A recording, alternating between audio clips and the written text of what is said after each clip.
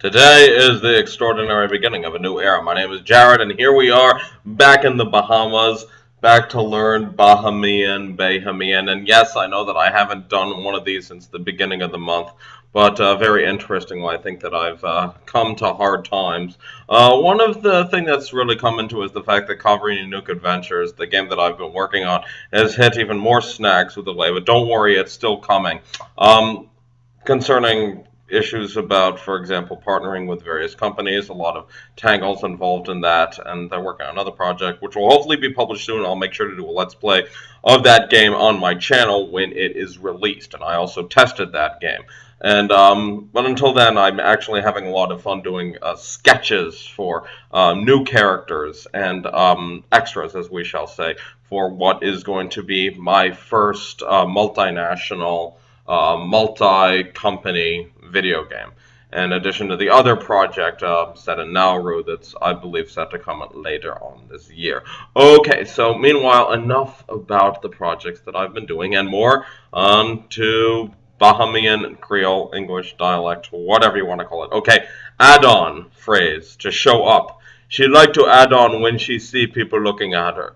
Nassau blacks. So I don't really know very much about this. My understanding is that Bahamians of African origin versus those of European origin, obviously there can be people who are both, certainly, but my understanding is that there are some people that really somehow see a variety of difference between speeches depending on the variety of race that they are or that they identify with. I don't know very much about this, but in any case, if you know anything about Bahamian culture or about English or English Creole dialect, you know the language that I can never decide on a name for, despite the fact that I'm actively doing it in a video. Gee, there's just simply some things that I have not thought through. Okay, so she'd like to add on when she see people looking at her. So to add on means to show off. I really, really like this. I really like this. It's like almost an alternate universe English. Okay, alternate universe American English. Okay, admire. Like in the U.S. South, I would imagine, to like. They leave because they ain't admire their situation. Okay, try that again. They leave because they ain't admire their situation. Okay, advantage is Caribbean from to take advantage. Aha, so they turned it into a verb. That's fantastic. I'm totally going to use this. Yeah, I know. With every single one of these phrases, saying, I'm going to use you. I'm going to use you too. I want you and you and you and you and you. I want you all of my private club. You get special invitations and treats. Come to me. Okay, to take advantage of her, to cheeks. So he advantage him. Advices. Count noun from mass. Noun. Wow, I will never learn how to speak dictionary. Okay, noun plural pieces of advice. Wow. Aha, advices. Wow. This is the version of English that makes sense. I have a bad feeling that pretty much I'm going to be quoted for posterity on pretty much a certain phrase that I will. How do I put it? I feel that with every minute there's going to come a phrase I'm going to be remembered for. Either that or maybe I'm just simply completely arrogant, which isn't entirely out of the question. Okay, African words. It is now clear that a great deal of more African cultures survived in the New World than had been believed until very recently. Along with their customs, the Bahamians' African ancestors brought words for their customs, such as asue for a system of saving money, or worry for a certain game, or gombe for a kind of drum. Some of these words became a part of general English, such as banjo, what? Yam, and yam, oh, that makes it, or okra, yeah. Because in Sierra Leone, like when I was learning Salon Creole, that was last year's summer project, I remember yams were like featured in every single one of the dialogues. And very interestingly, my parents, who had actually worked in Sierra Leone and lived there, actually didn't really tell me much about how omnipresent yams were in that area of the world. Okay, like I would imagine in Sierra Leone, but if you are from West Africa, probably a place further afield, are yams commonly used in cuisine where you are? Let me know. Okay. Others remained part of the regional English of the Bahamas, usually not understood by people of other places. Aha! Hence, you might be called a separate language. African loanwords in this second category include the names of various foods, such as akara, agidi, fufu, and moi moi. Other everyday include juk, beni, yina, or exclamations such as brojum. You know that, like Karianako, I'm just going to start using that phrase everywhere. You know that, right? Okay. Some folktale characters retained their African names, such as Buki, Anansi, Bamakansa, Usanjwale. These are the best names. And the monster Yeho. Some African personal names have been preserved, such as Kofi, Kushi, and Kako. Or Kwako? I don't know how to pronounce that. No one gave me a pronunciation guide. Okay, until the end of the last century, Bahamians still referred to ethnic groups in Africa as the Mundingo, like Mandinka, from like what is now Guinea, Angola, Igbo, Igba, and Yoruba. Aha! And even today, many Bahamians know the term Congo and Nango. Many other African words survive in disguise, such as poor Joe, couscous, and shakers. These seem to be English words, but are actually African words, which have been altered by folk etymology. Other African words or phrases have been translated word for word into English, such as seed, meaning tight curl of hair. Yeah, I think that's an extended metaphor, come to think of it. Or the expression, give me five. What? Okay, I have to get recording again. Finally, the range of meaning of some African words have been affected, I can't even word, has affected the range of meanings of their English equivalents in the Bahamas, such as red and yaller, used in the reference to the colors that British and Americans would call orange, pink, brown, or tan. Wow. The choice to have done this in honor of Black History Month rates as one of the best decisions of this year so far. After. Alright, dictionaries. Okay, even though. You want your supper after you ain't give me no money for food. That's someone from Nassau or San Salvador. Is that one of the islands of Bahamas? I feel like I'm entering a test that I didn't study for. Well, welcome to my life. So I sort of all the time. Shh. Okay, you want your supper after you ain't give me no money for food. After. I ain't after you. As British style to be after in court. So I'm not trying to please you. I ain't after you. Aha. Alright, here we go. Okay, afternoon star from evening star. The planet Venus. I've never heard afternoon star before. By the hypercorrection of evening to afternoon. Wait, hold it.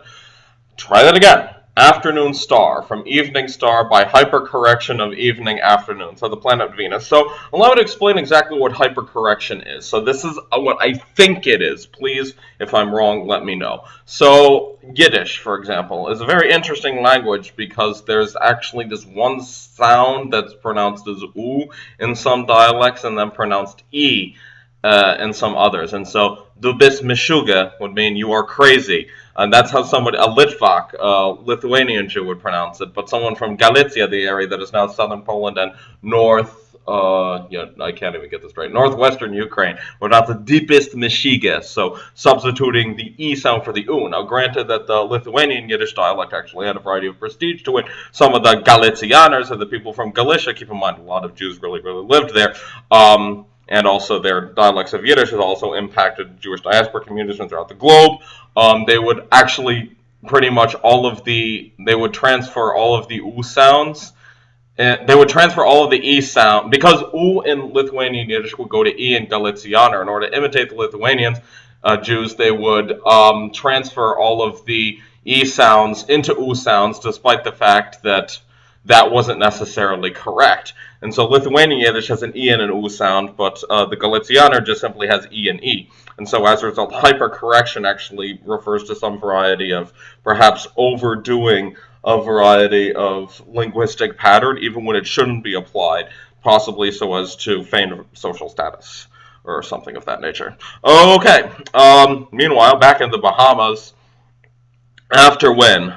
Okay, when. So after when morning, we'll saddle up our dray and go. I don't even know what a dray is. Well, I guess when I'm done reading through this dictionary, I'm going to be fluent in Bahamian, and that's going to be wonderful. I don't know if that's ever going to happen, but I could dream. Okay, again means any more, any longer. She don't love him again means she doesn't love him anymore. Okay, against. Okay, in preparation for such a time, such as more dictionary-nese, or in preparation for when. His wife go before and cook against he come back. Okay, so that's in standard English. This would be his wife will cook in preparation for the time in which he comes back. So his wife go before and cook against he come back. Well, that's fascinating. Okay, ega. Okay, this is fever with chills. She must have the ega because she can't sit still. She must be, must be have. Aha, I really like that. My understanding is that it might have also been a fusion of various colloquial English dialects. I think in Hiberno English, or pretty much we call Irish English, we have like I do be like that, and I would imagine many other West African languages they also have similar speech patterns, and they managed to merge. Okay, so she must be have try that again. She must be have the ega because she can't sit still. Okay, agidi, and this is of Yoruba, as a cornmeal mush. So agidi was always wrapped in almond leaves. I've actually never seen that before. Okay, agri becomes shortened to gri, I would gather. Okay, agriculture. The plantation system of the Caribbean proper and the American South was never successful in the Bahamas because of the thin soil and uncertain rainfall. The loyalist cotton plantation failed, as did later attempts at large-scale export of pineapples, sisal, what is that, and tomatoes, further thwarted by the great distance to market, the quality of the produce, and the high foreign tariffs. Moreover, the occupation of keeping field is looked down upon. So while individual Bahamians might keep a small farm in their yard for their family's own need, most food must be imported. Yeah, makes sense. However, some people do live by farming. These cultivators usually have their own plantations or provision grounds away from the settlement in the backland. While white land is sufficient for ground vegetables, also called ground food, the richer black land, as called provision land, is needed for other crops. Iron-rich red land, called pineapple land, is best for growing pines. The pine slips are planted in potholes, the entire piece forming an orchard. Bananas and sugarcane are also grown in such cavities, also called banana holes. Things that I'm probably going to forget that I said 10 minutes from now. Okay, traditionally, new areas of low bushland are cultivated every few years since the soil quickly becomes exhausted and insect infected. And cut down a field, the bush is chopped with a machete, and trees are lapped and left to dry. A bush fence may be left or grown in order to separate squares. Finally, the ground is burned out to rid it of insects and any remaining undergrowth. Tradition dictates that planting take place during a young or coming moon. If the moon is wasting, I really like that expression. Please come back here. Please come back here, I said. If the moon is wasting, to be continued, a crop might waste too. Corn might blast and case might bore. A planting stick, I feel like I'm reading a book in code at the moment. A planting stick is used to make holes for the seeds, and in the rainy crop season, the young plants soon bump up. A buggy may be needed to bring in cave earth as fertilized. A piece may have to be cleaned several times. The sprout weeds or stock weeds and stumps may have to be bruised. As crop time approaches, the farmer may sleep in a camp by his field to protect it, or have an obeah-man fix it against thieving with a guard. In former times, the produce might have been collected in a catako and transported in chirons or crooks on the back of a donkey. Today, it is usually busheled off in crop baskets or crocus sacks, also called straw bags. As for animals, many yards have a few fowl and their biddies. I want a biddy. I don't know what a biddy is, but I want one. Some pigs being fattened into hogs, and a goat tethered nearby for milk and mutton. Okay, so I think that's actually going to be significantly helpful. So agua is going to be the next word in the series. Okay, thoughts. I'm learning a lot, but I think that I'm going to have to head to the post-production, watch this video quite often, and then that's probably when I'm actually going to have all this stuff in my long-term memory. But I hope you learned something, because this is Jared letting you know that everything can be an educational experience, whether you know it or not. Have a good one, and see you next time.